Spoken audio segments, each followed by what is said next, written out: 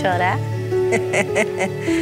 Já. Muitas palavras. Eu não me expresso muito em palavras para ela, de falar, ai mãe, eu te amo. Poucas vezes eu falo eu te amo para minha mãe. Tem muitas palavras que não são ditas. Em casa a gente não é muitas palavras, né? Então, eu não tenho memória, assim, de uma frase ou palavra específica. Tinha os apelidos que ela me dava, cada hora um. Inclusive até errava nome, meu nome já é o nome da minha irmã. Ela era mais de abraçar e beijar. É. Então, eu não sou muito.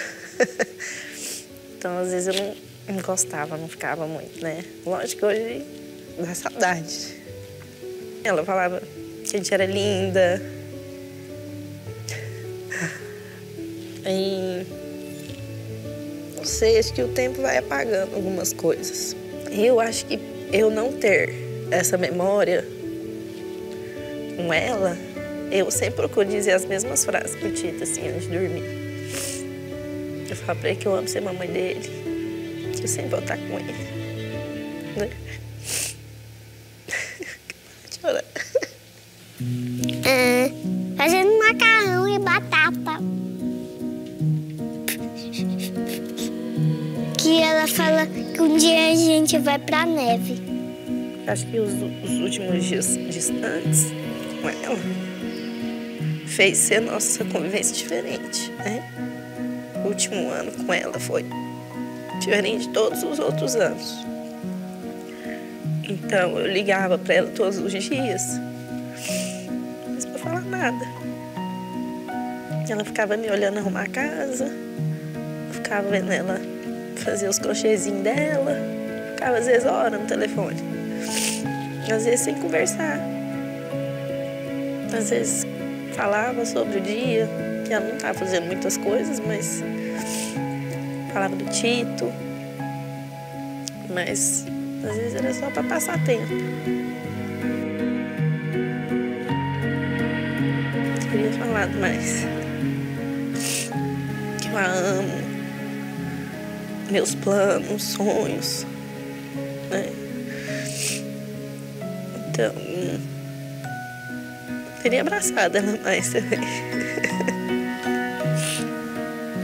Obrigado menos. A gente é muito parecida.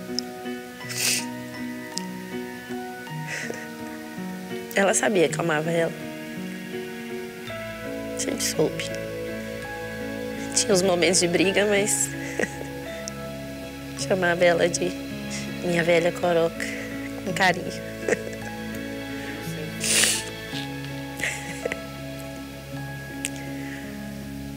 Ele expressa melhor do que eu.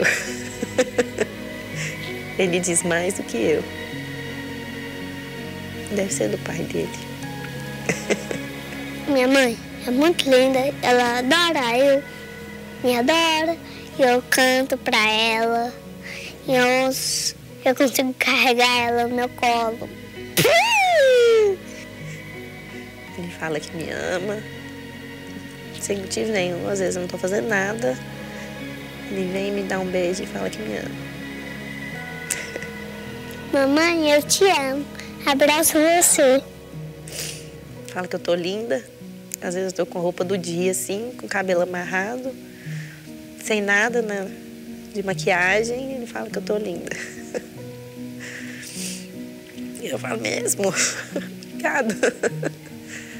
Você tá bonita, mamãe. Uma princesa. Quer dizer que ele me enxerga além, né?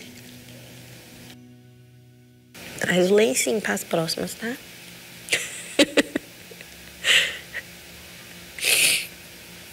Ai. Eu amo ela. Beijinho meu braço. Minha mãe é uma pessoa assim que ela sempre foi aquela mãe forte na vida minha e das minhas irmãs. Somos 3 irmãs. E marcante. Ela sempre fez questão de ser muito presente quando a gente ficava fraca, sabe? Assim, na escola, depois na vida profissional, no casamento, me aconselhando maternidade. Então ela sempre foi muito de aconselhamento, super conselheira. Das palavras, eu vou até falar, mas ela fala demais. Fala muito, mas eu sempre me pego lembrando das coisas que ela me fala, sempre coloca pra cima, elogia o tempo todo. Ela sempre foi muito de palavra de afirmação, sim. Pouquíssimas vezes, não sei, eu nem me lembro de quando ela foi do tipo assim que criticava e que apontava os defeitos. Às vezes ela até via, mas eu acho que ela tentava me fazer perceber de uma forma que não me deixasse mal. Eu até tento lembrar quando eu vou falar certas coisas pra Maitê e pra Catarina, porque eu percebo que é algo que afeta bastante, assim. Ela sempre foi do tipo que tenta me lembrar das coisas e até dos problemas, mas de uma forma mais positiva, assim. Ela é esse tipo de mãe. Eu sempre fui uma pessoa insegura. Sempre achei que as coisas que eu fazia não eram tão boas, assim, comparadas. Minhas irmãs sempre foi pessoas assim, muito assim, elevado o nível delas, assim. Aí eu sempre achei que o meu não era. E minha mãe nunca me deixava me sentir dessa forma. Então, eu me lembro dela me elogiar bastante, tipo, fisicamente falando. Eu sempre tive muita dificuldade com matemática e a matéria que minha mãe é especialista, ela é professora de matemática, aposentada. Ela me cobrava demais, mas o tempo todo falando que eu tava indo super bem, que eu tava, não, é isso mesmo, eu só tirava a média, eu só tirava ali, passava arrastando, mas ela sempre me exaltando e elogiando. Até hoje, ela briga comigo, assim, às vezes, dessas minhas inseguranças, assim, quando ela percebe que eu tô, ela já dá um jeito de, tipo, dar uma bloqueada nisso. Minha mãe também é uma pessoa insegura e super, assim, ela tem dúvida demais das coisas e um pouco medrosa, só que ela não deixava passar isso pra mim, porque ela via que eu também era como ela, então ela não transparecia. Então, na minha frente, ela era super assim, sabe? Tipo assim, coloca assim, vai pra frente, é isso que você tem que fazer mesmo. Mas ela tava com medo e tava com muita dúvida, porque ela é também uma pessoa muito insegura, mas não queria que eu fosse. Eu tento ser uma mãe muito leve, uma mãe legal, mas uma mãe firme. Eu fico o tempo todo lembrando de como é esse jeito que minha mãe era comigo e eu tento fazer o mesmo com ela, de sempre impulsionar, de ir pra frente, não ter medo, porque assim como minha mãe era, assim como eu sou, a Maitê tem essa tendência de ser também. Mais insegura e de achar que o que tá fazendo não tá tão bom. Só que ela é mais destemida do que eu. Ela já não tem tanto medo. Minha mãe me encorajou muito, continua me encorajando e é o que eu tento passar para as minhas filhas. Não é que é não ter medo de fazer, vou, né, tipo, meter as caras. Não é isso. Você acha que Jesus vai estar olhando para você, vai estar sorrindo, tipo, tá agradando? Então aí sim, você vai e não tenha medo, vai para cima. A Maitê, ela é bem fácil, ela se expressa bastante, até mais do que eu me expressava.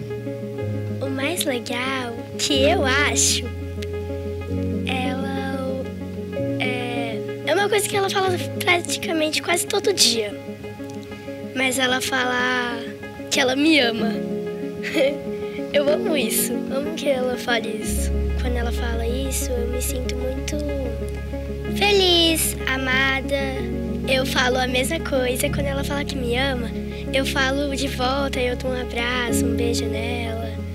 Aí às vezes eu falo que ela é muito legal e elogio muito. Sempre quando ela tá precisando assim, eu elogio ela. Eu falo que quando às vezes ela tá triste, alguma coisa não deu certo, aí eu falo que tá tudo bem, que ela não precisa ficar triste. E eu também falo que eu amo ela de qualquer circunstância.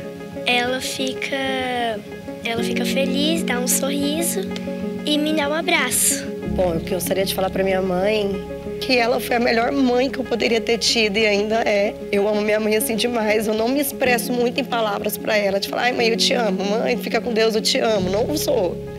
Assim, poucas vezes eu falo eu te amo para minha mãe. Gostaria de falar mais. E eu quero falar mais. Minha mãe já tem 70 anos, já é uma idade mais avançada. E é isso, eu amo demais a minha mãe, ela assim, fundamental na minha vida. Te amo, mãe. Melhor mãe do mundo.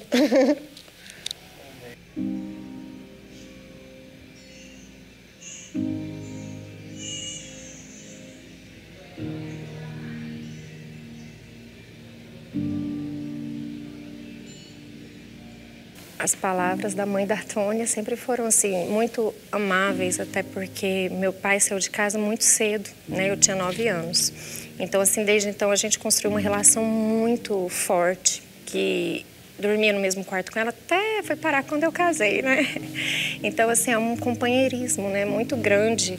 E, assim, principalmente as palavras que não são ditas, né? Esse companheirismo eu já ouvi de muitas amigas assim, nossa, Tônia, eu queria ter uma relação dessa que você tem com a sua mãe, sabe?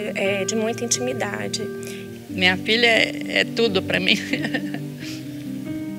A minha mãe só tinha o 3º ano primário, mas era de uma sabedoria que eu ainda hoje cito para os meus filhos. As palavras da minha mãe eram todas assim, taxativas, exatas. Tinha uns momentos de brincadeira, mas que eram mínimo na vida dela, e sempre nos ensinando. Eram todas edificantes, eram todas para corrigir, todas para dar moral, todas para nos encaminharmos.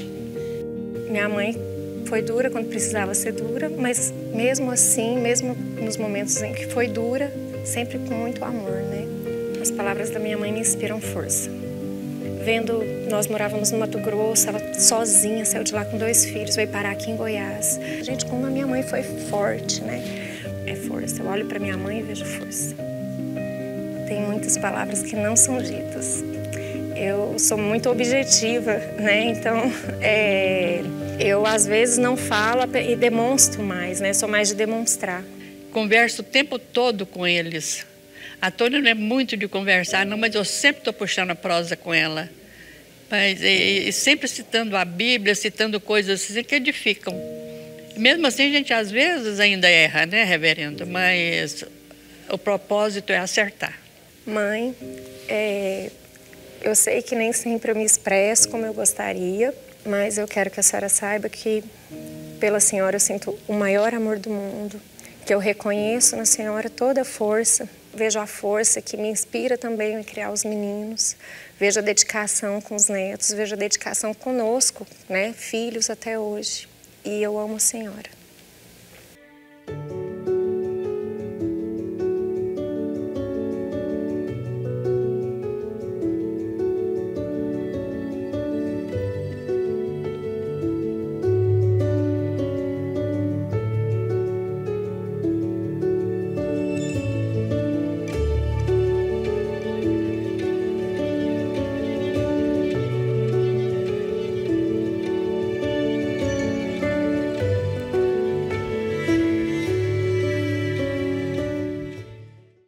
Quero convidar você a abrir a palavra de Deus no livro do profeta Isaías, capítulo 66, versículos 9 a 14. Assim diz a palavra do Senhor. Será que eu faria vir as dores de parto, sem fazer com que o filho nasça? Diz o Senhor. Será que eu, que faço nascer, fecharia o ventre da mãe? Diz o seu Deus ao Sião. Alegrem-se com Jerusalém e exultem por causa dela, todos vocês que a amam. Alegrem-se com ela, todos vocês que por ela prantearam, porque vocês mamarão nos peitos das suas consolações e ficarão satisfeitos. Sugarão e se deliciarão com a abundância da sua glória. Porque assim diz o Senhor, eis que estenderei sobre Jerusalém a paz como um rio, e a glória das nações como uma torrente que transborda. Então vocês serão amamentados, carregados nos braços e acalentados no colo. Tal como a mãe consola o filho, assim eu os consolarei. Em Jerusalém, vocês serão consolados. Vocês verão isso, e o coração de vocês ficará cheio de alegria, e os seus ossos serão revigorados como a erva tenra. O poder do Senhor será notório aos seus servos, e ele se indignará contra os seus inimigos. Amém. Essa é a palavra do Senhor. Há uma composição com linda poesia de Pedro Valença e mais alguns outros, cujo título É uma canção, chama-se Apressa-te.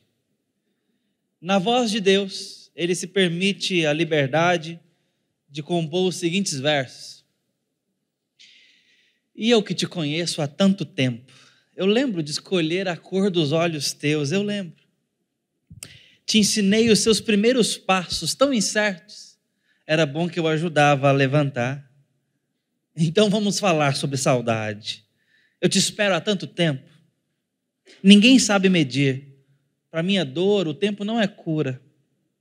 Nada ajuda a esquecer a falta que você me faz. Eu anseio pela festa mais do que ninguém.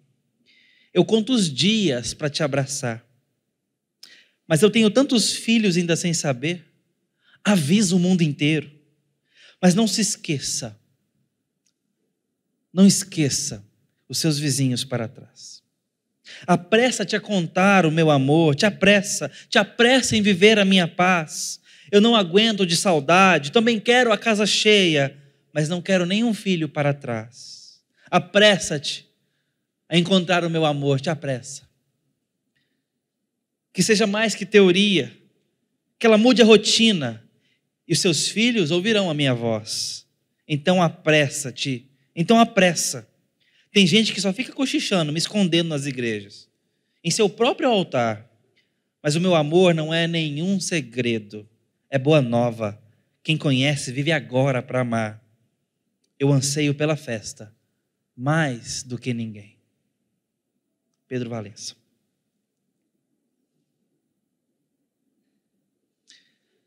Nós estamos vivendo dias de muita dor. Não tem como nos escondermos do horror desses dias. Você pode chorar por cavalo no telhado, por gatinhos socorridos, por cachorros traumatizados nadando ainda no colo de alguém.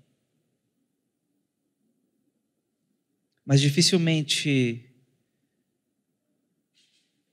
a dor maior do que até famílias separadas. Algumas das terríveis notícias que nós temos recebido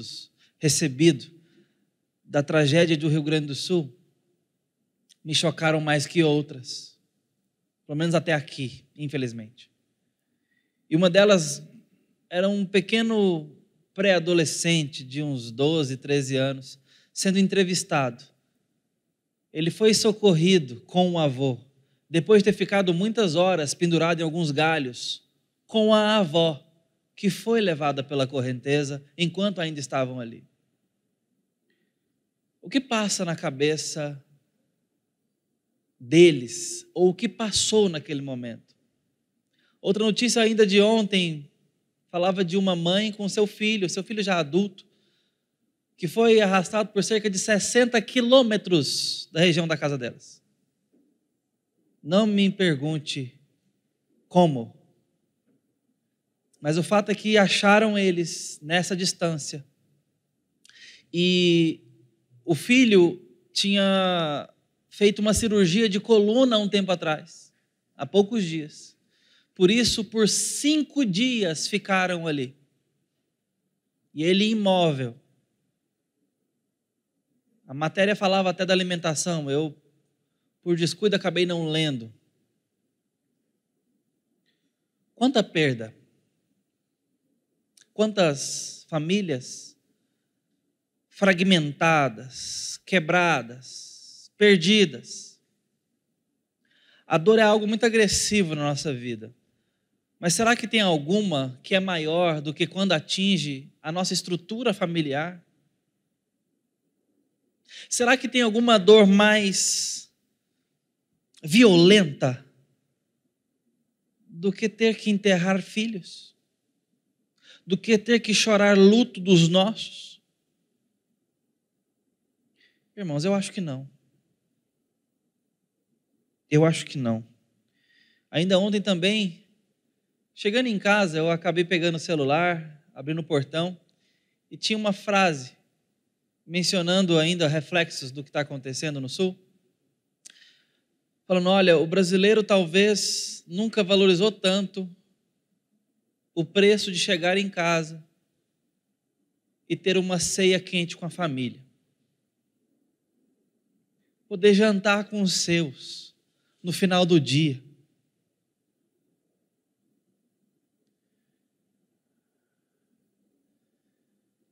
É isso que dói mais ao ver o que nós estamos vendo lá no sul. Pessoas abrigadas em algumas lonas improvisadas. E já temos notícias de abuso sexual dentro de alguns abrigos. Numa noite você estava em casa, no seu sofá. Noutra noite, dependendo de alguns pacotes de bolacha, de chá, numa lona. A dor, ela pode gerar em nós várias coisas. Uma delas é o endurecimento do coração. A gente vai criando uma casca. A gente vai tentando se proteger na vida. Ou ela pode nos quebrantar e nos levar para Deus. Pode nos fazer questionar Deus ou buscá-lo. São caminhos opostos, mas que podem ser provocados pelo mesmo vetor, pela mesma pancada. O que estava acontecendo com o povo de Deus no tempo de Isaías era, infelizmente, a primeira opção, a primeira direção. Eles se endureceram na dor. Primeiro debaixo dos assírios, depois dos babilônios. E por tanto sofrer, endureceram-se ainda mais, porque a dor que eles estavam sofrendo era por causa já do coração desviado, endurecido, distante de Deus. E Deus conduziu os assírios sobre eles. E eles agora temem e se afastam de Deus, se endurecem. E a grande pergunta, o grande desafio do coração do povo de Deus, a igreja antiga para o qual Isaías profetiza, é se vão confiar em Deus agora que vem mais uma onda de adversidade. É como se o governo estivesse anunciando novamente que as águas subirão. É uma segunda onda, é um segundo momento de dor talvez maior. E agora? Confiarão no Senhor? Desta vez dependerão do Senhor? Desta vez se quebrantarão? Esse é o desafio do tempo de Isaías. Porque o povo não está confiando no seu Deus. Preferem confiar nas nações. Preferem confiar em si enquanto nação, nos seus provimentos. Não tem olhos piedosos, ou seja, não tem o pescoço dobrado. Isso é impiedade. Alguém que não se curva, não se dobra diante de Deus. É isso que está acontecendo. Um povo endurecido, com calos e com rebeldia. E quando fazemos isso para com Deus, nós damos espaço para a frieza espiritual, para o cinismo e para a imoralidade. É um processo de idolatria e tudo isso gera esses resultados. É isso que está acontecendo aqui. Não é por menos que o livro de Isaías ele tem duas grandes partes. A primeira parte e maior, que vai até o capítulo 39, do 1 ao 39, nós temos a palavra de Deus trazendo juízo, julgamento e juízo, trazendo advertências, trazendo palavra contrária ao povo, desde o tempo do profeta, do rei Uzias até Ezequias, no final desse período do capítulo 39. Em todo esse período, Deus está mostrando que ele tem um trono. Capítulo 6, versículo 1, ilustra muito bem o que Deus quer mostrar. Ele tem um trono, ele governa, ele não tolera o mal, ele não tolera o pecado do seu povo. Ele castigará a injustiça, ele tem o domínio nas mãos. Essa é a mensagem.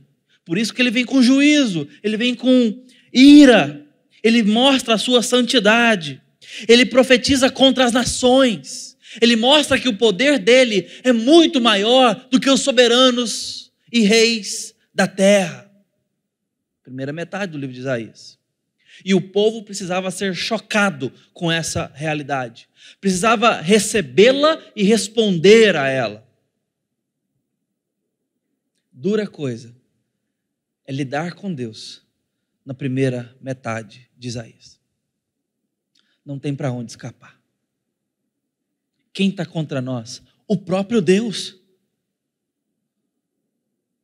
E os nossos pecados são todos enumerados. Nenhum passa despercebido. O nosso coração é esquadrinhado. Mas a segunda metade, do capítulo 40 até o 66, Deus mostra onde Ele quer chegar, ao mostrar o trono dEle. E é justamente por isso que no capítulo 53, versículo 7, não é que Ele trocou o trono por essa nova figura, não trocou. Mas Ele mostra quem se assenta no trono com Ele. O Cordeiro. O servo sofredor. E então em 3 grandes partes, mostrando primeiro o verdadeiro Deus. Depois o servo sofredor, capítulo 49 a 57. E por fim, até terminar a profecia, do 58 a 66, a redenção graciosa. Deus agora se reapresenta ao povo. Deus se mostra, e se mostra na figura do servo sofredor, na figura do cordeiro dele. Por quê? Porque é no Cristo que sofre que nós podemos ficar na presença de um Deus santo, de um Deus justo, de um Deus cujo trono sufoca qualquer autoridade. Qual a possibilidade desse Deus, que tem seu trono, se relacionar com um povo tal qual é esse povo? O servo sofredor no meio, o cordeiro imolado no meio, cruz no meio. E é justamente o que ele anuncia há tanto tempo atrás. Entre nós dois tem um cordeiro sangrando, e eu quero vocês para mim. E então ele vai atrás desse povo e começa a falar não só em termos de como ele é governante, mas também quão paterno ele é para com esse povo. A ponto de dizer: eu vou sarar vocês, eu vou fazer o meu filho sofrer, para que no sofrimento dele vocês tenham a paz. Vocês sejam sarados, curados, para que vocês sejam como um rebento, como um broto que promete vida, que anuncia vida e florescimento. Eu vou cuidar de vocês. E aí então, ainda no capítulo 66, que ele diz: trazei meus filhos de longe e minhas filhas das extremidades da terra, os que para minha própria glória formei e fiz. Em outras palavras, Deus está reunindo uma grande família, e está dizendo para essas pessoas com coração duro, que Ele os ama, que Ele as ama, que Ele ama a ponto de tratá-los como filhos, e melhor, fazê-los filhos. Deus está anunciando previamente a teologia da adoção que Paulo vai nos argumentar, por exemplo, em Efésios, Gálatas, Romanos, mostrando para nós que Deus tem esse tipo de tratamento redentivo para com o povo, a adoção de filhos. É justamente porque Deus tem filhos e filhas para serem adotados que a evangelização tem sentido e esperança.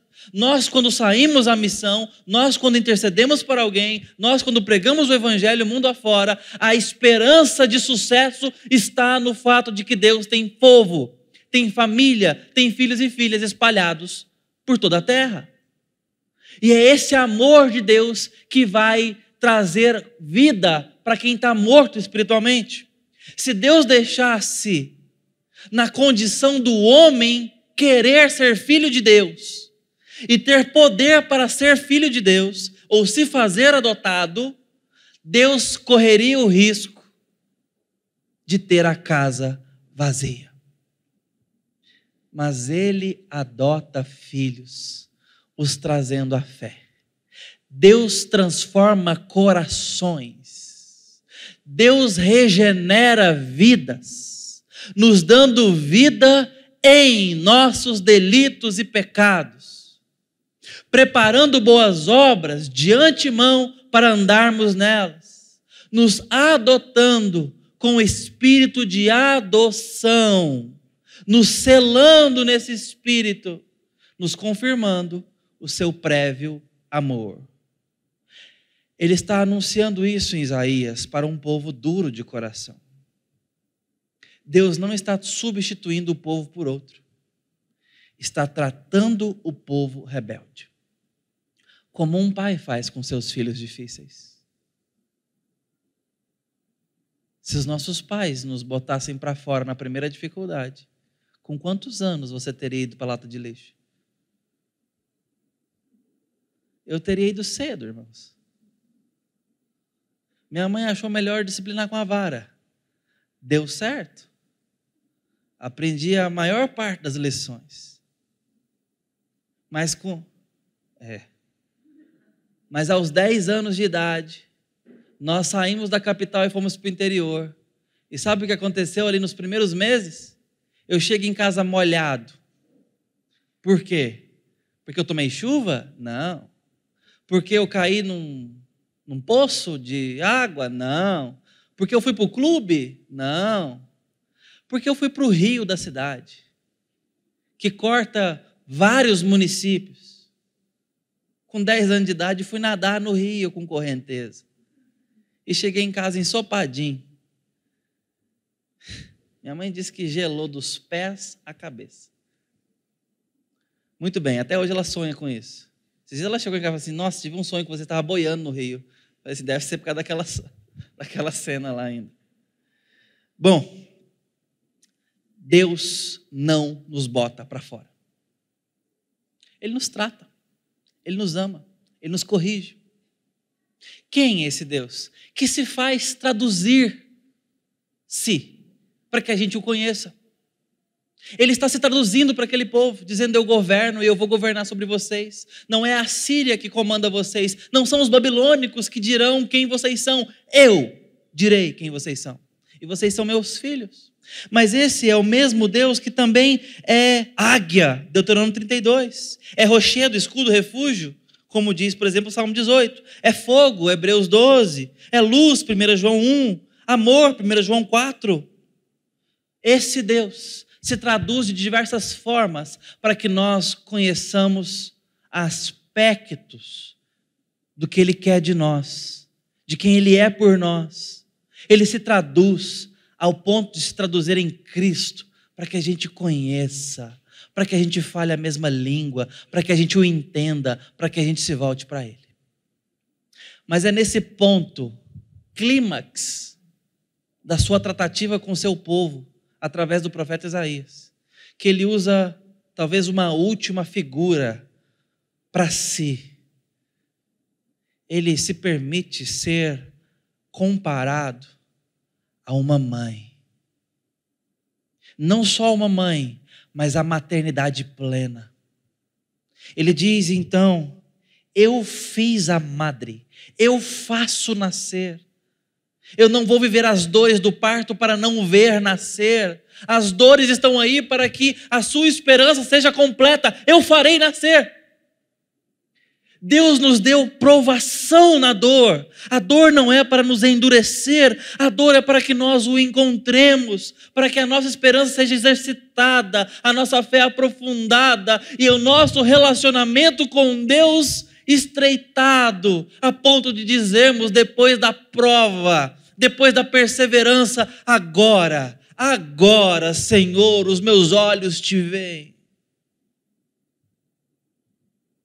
Eu que faço vir as dores de parto, não farei nascer? Claro que farei. Essa dor tem propósito. Eu conduzo vocês, não as nações. Busquem de mim sentido e direção.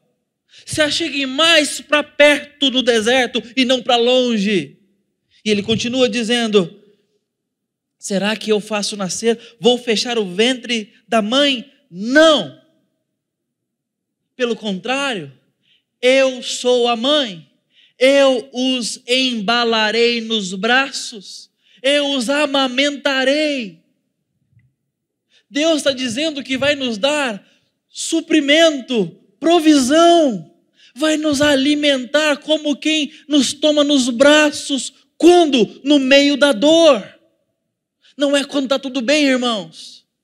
Deus está dizendo que vai dar cuidado integral no meio do furacão. Quando as águas cobrem a cabeça. É isso que ele está dizendo para um povo que está em guerra.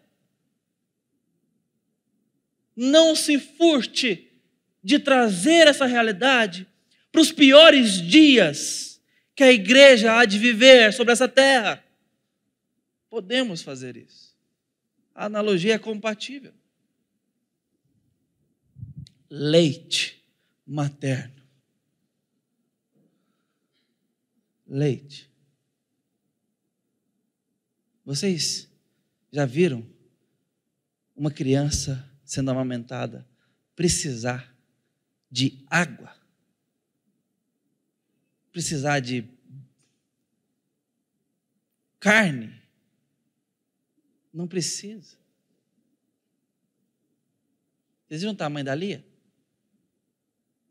Da noite para o dia, ganhou 2 pernilzinhos. Sabe qual dieta? Leite. Tem 3 dias que essa menina come abóbora, brócolis e as coisas da introdução alimentar. 3 dias. Até aqui, leite.